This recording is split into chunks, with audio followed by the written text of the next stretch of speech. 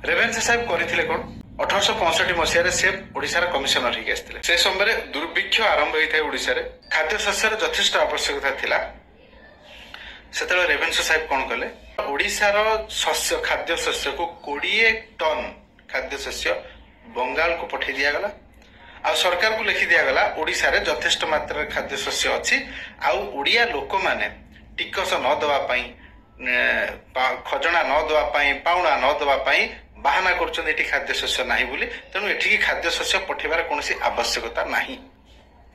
ए चिठी माध्यम रे ओडिशा को इंग्रेज माने कोनोसी खाद्य शस्य पठेले नाही जहा द्वारा दुर्भिक्ष रे नंक दुर्भिक्ष जोटा कहू दुर्भिक्ष रे पाखा पाखी 30 लाख लोक माने कल्पना करंतु 92-93 लाख जनसंख्या ओडिशा रे थिला बेले 3 भागरु 1 भाग ओडिया मरी गले।